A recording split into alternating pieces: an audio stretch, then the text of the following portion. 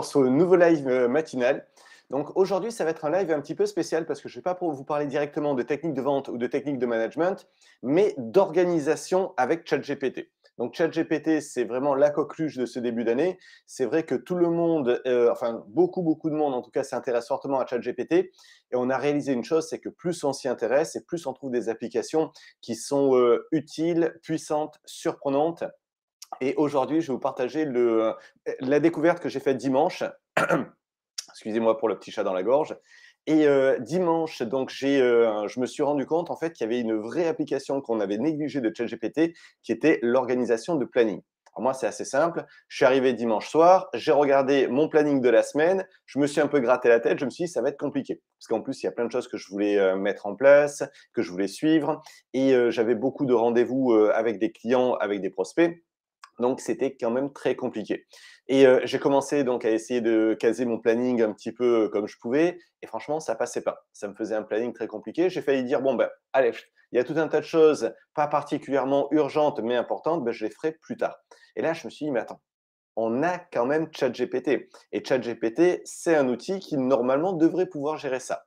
Et ben, le but de ce matin, c'est de vous montrer comment au lieu de m'embêter à la main, à tordre mon emploi du temps dans tous les sens, beh, comment j'ai rentré ça dans ChatGPT vraiment facilement et comment ça m'a sorti un planning qui était incroyable. Alors pourquoi il était incroyable? Parce que déjà, il respectait les règles, biologiques, on va dire, du bon travail. C'est-à-dire, on travaille bien le matin, un petit peu plus light l'après-midi.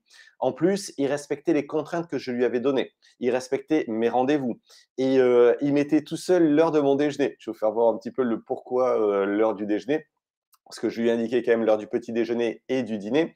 Et en fait, c'est là que je me suis dit: «Ben oui, GPT-4, c'est une intelligence artificielle, elle peut générer du texte, elle peut, faire des tests logiques» et le planning, c'est ça, en fait, c'est ça. Elle peut nous aider à organiser notre emploi du temps. Donc comment on fait concrètement? Eh bien écoutez, on va partager l'écran et je vais vous dire ça de suite. Alors, allez, je partage. Donc normalement, vous voyez mon écran. Alors, on va commencer. Eh bien, on va commencer tout simplement. Alors, je ne sais pas si vous voyez. Alors, je vais remettre mon calendrier là. Alors, j'ai fait un faux calendrier. Ah, apparemment, vous ne voyez pas le calendrier. Donc, je coupe le partage. Je vais recommencer. Alors, tout l'écran comme ça, on est tranquille. Hop. Alors, le calendrier, il est là. Donc, vous voyez le calendrier.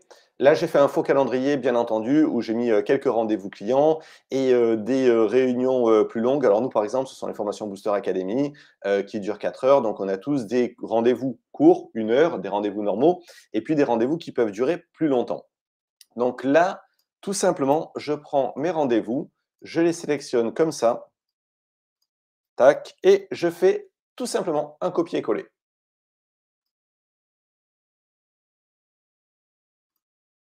Et ce copier-coller, eh ben, je vais le mettre dans mon iDriven Planning. Donc, si vous voulez utiliser le iDriven Planning, il faut télécharger l'application iPRM, l'extension Chrome iPRM.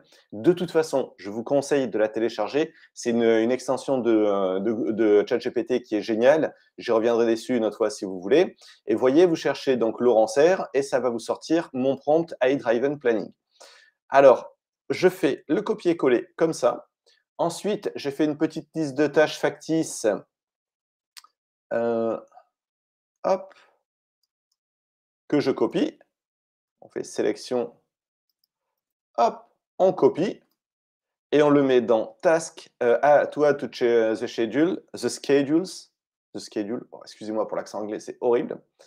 Et l'heure du petit déjeuner et l'heure du dîner. Alors, ici, j'ajoute donc des spécificités de ma semaine. Ben, je veux dire, je veux finir de travailler à 16 heures, au moins une fois par semaine. Et boum, envoyé, la magie. Et là, tout simplement, alors oui, comment j'ai fait? J'ai rentré un petit prompt que je vous présenterai après, qui me permet de faire ça.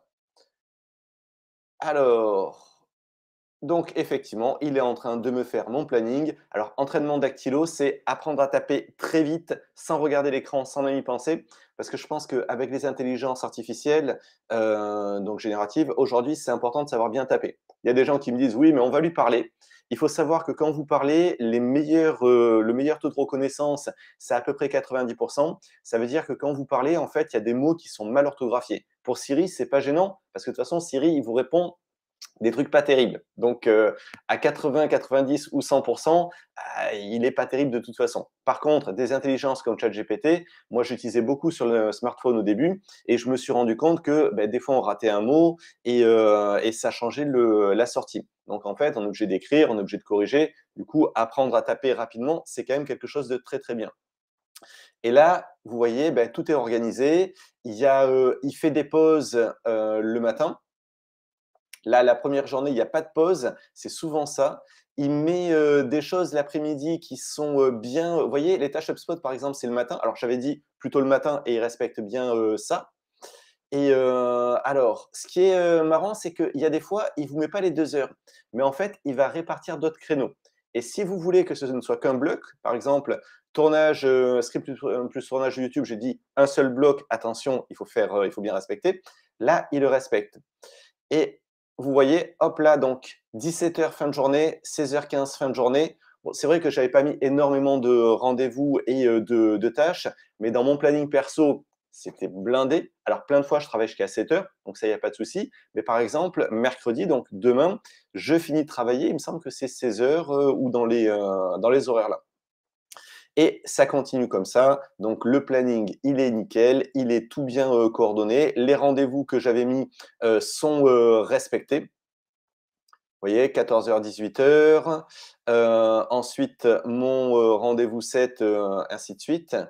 Alors, comment ça fonctionne? Eh ben, tout simplement, donc dans mon AI Driven Planning, je lui ai dit, alors ça, c'est les instructions d'usage. Donc, ignore les instructions précédentes. Je veux que tu répondes dans le langage target. Alors ça, c'est par rapport à l'extension AIPRM que vous devez installer si vous voulez pleinement profiter de ChatGPT. Et donc, par rapport à cette extension, il faut indiquer ça. Ensuite, tu m'aides à organiser mon planning de manière efficiente. Pour ça, tu vas utiliser ces variables.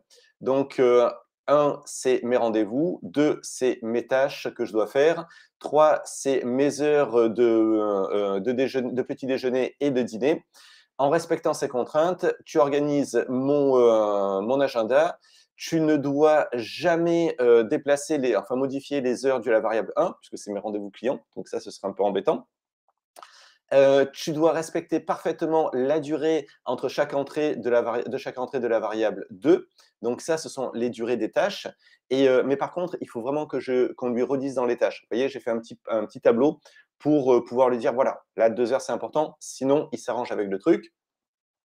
Et si pour quelque raison que ce soit, tu dois dévier de mes instructions, surtout sur la variable 1, donc les rendez-vous clients, ça c'est, compliqué quand même et enfin les rendez-vous avec d'autres personnes, tu me le dis et après le planning et après ça, ce sont pour faire apparaître les 3 variables que vous avez pu voir dans lesquelles les 3 champs dans lesquels j'ai saisi les informations et juste avec cette petite instruction, il sort un planning qui est terrible. Ça, je l'ai fait en 5 minutes, allez, un quart d'heure peut-être parce qu'il faut un peu bricoler le truc et après je peux l'améliorer. Là, par exemple, il y a des pauses dans la matinée. Je vais pas demander de faire des pauses, vous avez vu? Mais il a quand même mis des pauses tout seul et je lui ai pas demandé de mettre le déjeuner, mais il a mis le déjeuner tout seul.